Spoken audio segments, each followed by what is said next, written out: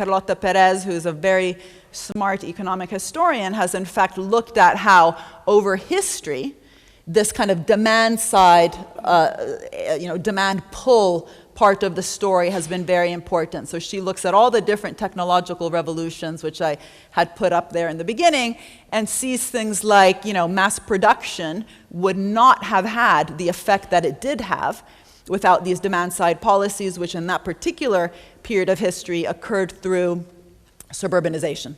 People didn't just wake up and want to go live in the suburbs. That was part of a policy-making process which steered mass production.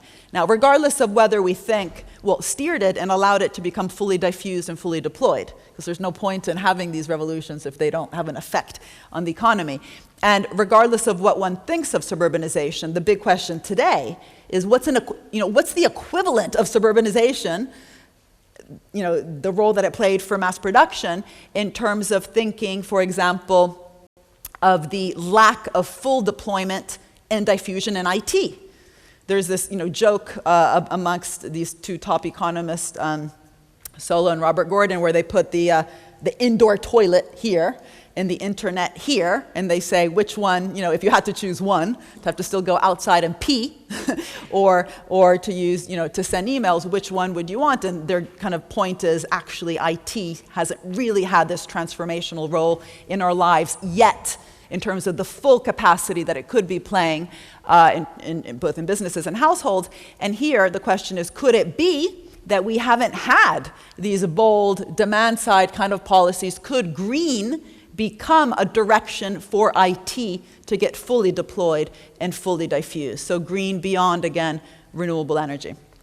Anyway, let me now go slightly more quickly around these other 3 points. And again, the reason I'm doing these 4 points is I do think that they are 4 pillars that are absolutely essential in order to create a different economic framework through which we can justify, evaluate, and nurture the kinds of investments that Henrik was telling us before that NIB does. So this point about the need for exploration, the need to actually take on risks, becomes really difficult when actually in most public organizations they're told not to fail.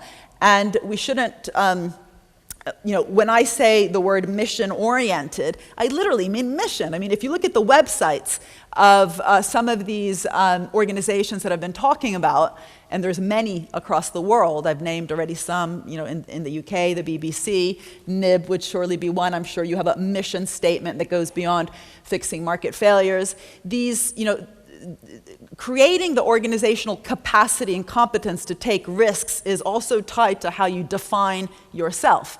First of all, in terms of the talent you're going to be able to bring in. When you are a mission-oriented organization like ARPA-E, it's much easier to attract really top people than get stolen eventually from Google when they're sick of working in ARPA-E, but that's normal, people do move. But when you instead form an organization which explicitly says you are there to just de-risk the private sector, to put bandages in these different places, to leverage up, to create enabling conditions, it's much harder, actually, to attract really top people because it's not really an honor to go work in an organization like that. And this is just sort of the first point, which is mission statements matter. They shouldn't just be trendy things you write, but actually really thinking through what an organization is for does also affect who wants to work in it. I spoke a lot with Cheryl Martin, who was the ex-director of ARPA-E, and I thought she had a really nice quote on what it meant to actually not just have a mission, but also in terms of, how would you measure success? And she said, we have to take risks, otherwise what's the point? We want to create that additionality and be doing what the private sector is not doing. And in fact, we measure our success in terms of how many risks we were able to take, and if we don't fail, there's a problem, but especially in terms of the impact of the few successes we had. But she also talked to me a lot about how they, in fact, nurture this kind of explorative and trial and error learning type organization dynamic, which I don't think has been theorized, as I mentioned before, enough. Albert Hirschman, a famous development economist, talked about the need even to welcome serendipity. He called it the hiding hand. I don't have time to talk about this, but this is really an area where if we could form a business schools that really trained civil servants and public actors to think about what it means to create learning organizations in the public sector, it would be quite transformative. Let me just skip a bit here because I want to get to the assessment issue. As I mentioned before, we must evaluate these investments, and we do evaluate the investments, but often if you look at the current ways we evaluate, they come very much straight from this market-fixing understanding of what institutions were for. So they pretend that there's an existing market. I think I have a, let me just go to that one right away. I'll come back to these other ones, sorry. They pretend you have an existing market and you've put some bandages there, when actually what often happened is you've transformed a market, and we weren't able to capture the size and the shape of that arrow and that new space. And this is a big problem. So this kind of static cost-benefit analysis still gets used, as much as we like to pretend that we have dynamic indicators, we don't. And why is this a problem? Let me just back up, sorry, I'm making you dizzy, is, when we have, in some ways, these investments that I've been talking about are all examples of direct investments, not indirect. They're not just facilitating. They're directly financing something. This is the issue of directionality. And the whole point of that directionality is, in fact, to make something big happen, as Henrik was telling us before. And if we can't capture that, that's a problem. One thing is just, as a fact, many countries over-rely on indirect tax credit mechanisms. And there's some very interesting studies which show just how little additionality R&D tax credits have. For sure, the patent box times of tax credits, which maybe we'll have time to talk about in the discussion, but they're really problematic tax policies that just reduce government revenue without creating much business investment. But what we do see is that those countries that have more direct and then use the indirect investments as sort of just icing on the cake, but also that the direct part is, again, decentralized across different types of dynamic institutions, across the innovation chain, end up actually having more business investment. BIRD, the business R&D spending, tends to be quite low in many countries. It's quite interesting, by the way, the differences in Scandinavia of how much business spends. So Norway is quite problematic, quite low business spending on R&D. Finland and Denmark and Sweden are much better.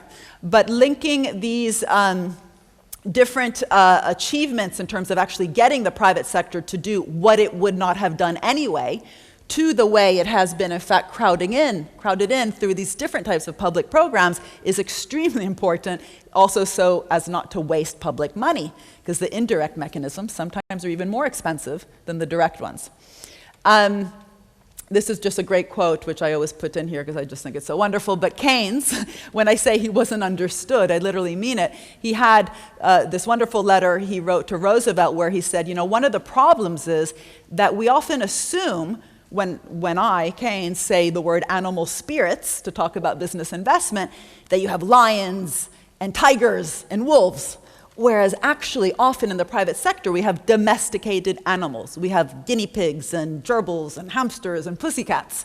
And what does this actually mean for public policy? To get the private sector to want to roar, as a lion does, rather than assuming that you have a lion in a cage and all you need to do is take away different types of impediments, whether it's tax or reducing red tape, these complaints that we hear about all the time. Getting the private sector to want to invest in these interesting areas that Henrik was talking about before is very much about admitting that animal spirits themselves are endogenous to the investment mechanism. Business doesn't just wake up and want to innovate. It has to, its expectations have to be built up.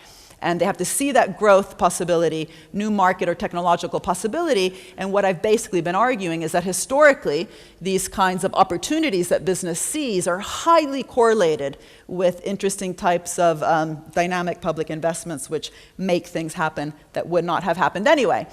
And Bill Gates, he actually invited me to spend a whole day with him in Seattle to talk about the green transition. He's been very clear. He says government must lead, we will follow. But this is not the mantra that you hear, especially in Europe, I would say, after the financial crisis, where we forgot that it was actually private debt that got us into the crisis. Public debt was then blamed, but this notion that, again, the public sector shouldn't lead, it should just be in the background. This is, Bill Gates, who knows perfectly well where his fortune came from, again, surfing a massive wave of publicly funded technology. He's very interested in green. He says, if we want a green revolution, we must learn what happened in the IT revolution, and I, Bill, know exactly what it was. Government-led, we followed.